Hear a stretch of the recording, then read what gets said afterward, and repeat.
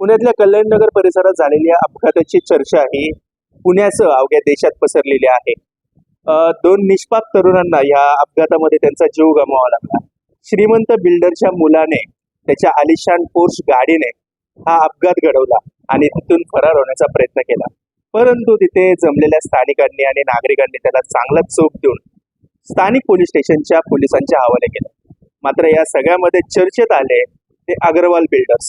Agarwal builders यांचा जुना इतिहास पाहता यांच्यावर सूर्यकांत अग्रवाल ज्या बिल्डरच्या पोराने अपघात केला त्याचे आजोबा यांचा जुना इतिहास देखील मोठा आहे, क्राईम पार्श्वभूमीचा आहे आणि तो जोडल्या या पुण्याच्या रिलेटेड आहे.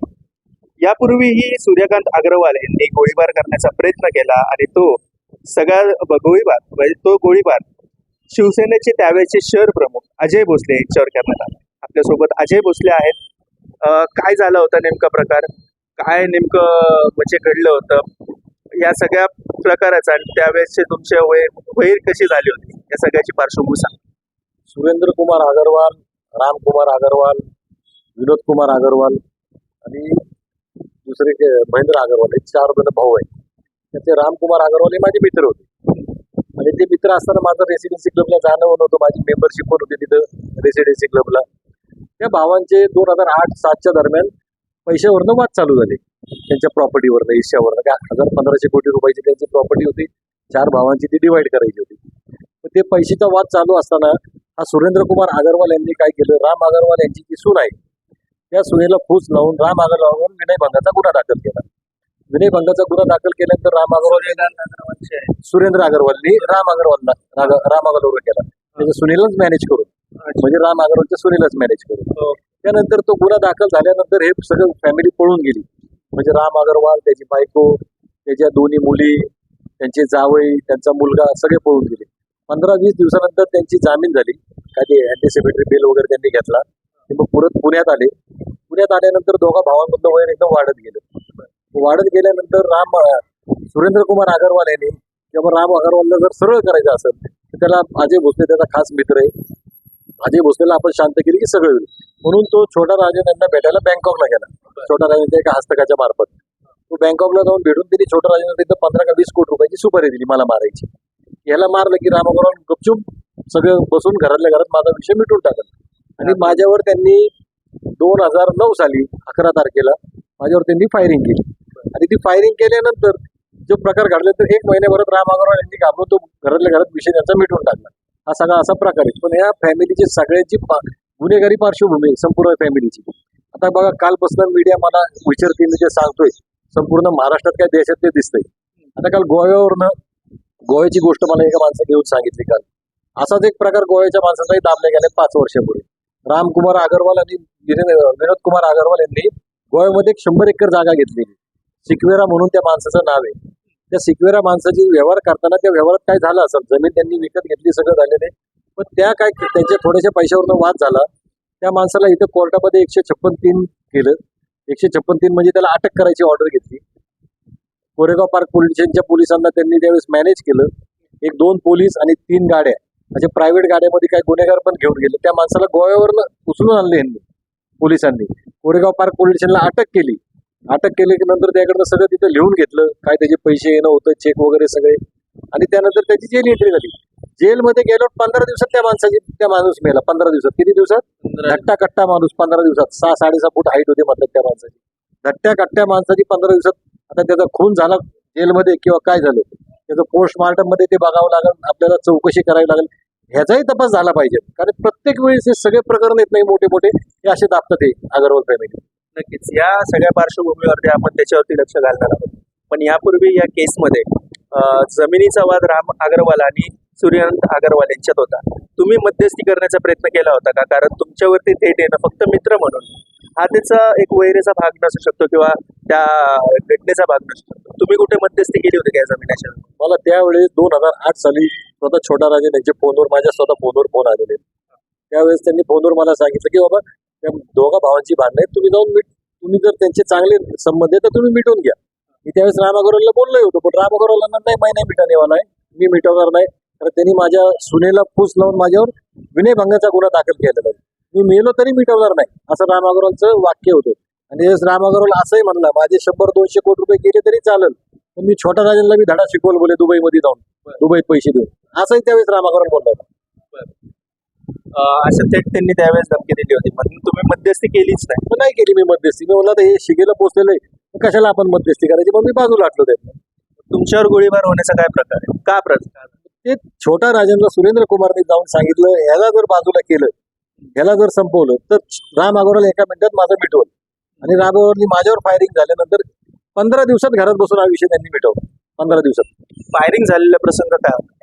फायरिंग झालेला प्रसंग म्हणजे मी निवडणुकीचा माझा प्रचार चालू होता. म्हणजे निवडणुकीचा म्हणजे मतदानाच्या एक दिवस अगोदर जेव्हा प्रचार आपला बंद होतो त्या दिवशीची घटना आहे. सकाळी 10-10:30 वाजता मी जर्मन बेकरी जवळ चाललो होतो. वडगाव शहरीमध्ये 4-5 हजार कार्यकर्ते जमले होते, आमची रॅली होती.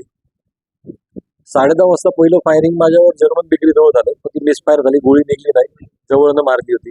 नंतर आम्ही स्कॉर्पिओ मध्ये बसलेलो होतो, माझे 3 कार्यकर्ते स्कॉर्पिओ मध्ये बसलेले होते. गाडी चालवणारा माझा मित्र शकील होता. ती गोळीचा आवाज म्हणजे कट असा आवाज आला तर मी बघितलं, मी खिडकीतनं म्हणजे काच खाली घेऊन असं शिवी देऊन त्यांना हात बाहेर काढला. ते पळायला लागले का टू व्हीलरवरून. आम्ही त्यांचा पाठलाग केला. त्यावेळेस वेस्टिन हॉटेलच्या इथं बांधकाम चालू होतं, वेस्टिन हॉटेलचं. त्यावेळेस त्यांनी तिथं गोल फिरून दुसरी फायर केली, ती माझ्या काचेवर लागली. काचेला धडकून गोळी माझा जो मित्र गाडी चालवत होता शकील, त्याच्या छातीमध्ये घुसली. तेव्हाच आम्ही जागेवर तिथं गाडी थांबवली, तिथनं आम्ही त्याला रुबी हॉलला घेऊन आलो. ते तिथनं पळून गेली ती पोरं तिथनं. नंतर बन गार्डनला वगैरे आम्ही येऊन सगळी कंप्लेंट वगैरे केली त्यावेळेस. मित्र म्हणजे तुमचा ड्रायव्हर वाचला? हो, वाचला. मग त्याला 20 दिवसानंतर रुबी हॉलमधनं इलाज करून वाचला तो त्यावेळेस. तुम्ही प्रचार कोणाचा करत? मी स्वतःच उमेदवार होतो ना. मी स्वतः आमदारकीला उभा होतो. मी शिवसेनेच्या तिकीटावर मी विधानसभेला निवडणूक लढत होतो वडगाव शहरीमध्ये 2009 साली. त्यासाठी तुम्ही प्रचार करत होता. या सगळ्यामध्ये ही क्रिमिनल पार्श्वभूमी ह्या सगळ्या कुटुंबियांची असलेली आपल्याला पाहायला मिळत आहे. मात्र या दरम्यान काय संपर्क होण्याचा प्रयत्न केला किंवा तुमचे संपर्क कधी संपले? तर मी 2012 नंतर त्यांच्याशी सगळ्याशी संपर्क तोडून टाकले होते. आता माझी सीबीआय कोर्टामध्ये केस चालू आहे, तेव्हा तो सुरेंद्र कुमार अग्रवाल तिथं प्रत्येक तारखेला हजर असतो, तो येतो. आमच्या 12 जणांच्या आता जबान्या झालेल्या आहेत. आम्ही 2009ला जो प्रकार घडला तसा जगाचा सगळा प्रकार आम्ही आता कोर्टामध्ये जज साहेबांना सांगितलेलं आहे. आता आम्ही पण न्यायाचीच वाट बघतोय, आम्हाला न्याय भेटतोय का नाही भेटतोय, काहीतरी त्याला असंच मोकळं सोडलं जातंय. या प्रकरणामध्ये काय हस्तक्षेप झाला कोर्टाचा किंवा तुमच्यापर्यंत काय आलं? नाही, मला एकदा धमकावण्यात आलं होतं पनवेलला. मी म्हणजे कोर्टामध्ये जात असताना 2011 साली मला फोन आला होता. ती पण लगेच मी पनवेल पोलीस स्टेशनला थांबून तिथेही एक कंप्लेंट केलेली, एनसी दिलेली, ज्या नंबरवरून मला फोन आला होता ते. बरं, अजूनही त्यांचे काय संपर्क आहेत का अंडरवर्ल्डची, काय काय वाटतं? 100% संपूर्ण फॅमिली कोणत्या ना कोणत्या गँगस्टरशी जोडलेलीच येते.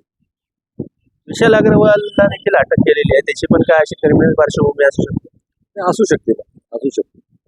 ती फॅमिली तुम्हाला मी सांगतो, तुम्ही पोलिसांना विचारा स्वतः ती फॅमिली काय. तुम्हाला सगळे अख्ख्या पुणे शहरातल्या बिल्डरांना विचारा अग्रवाल फॅमिली काय, तुम्हाला सगळे सांगतील. तर हे होते अजय भोसले.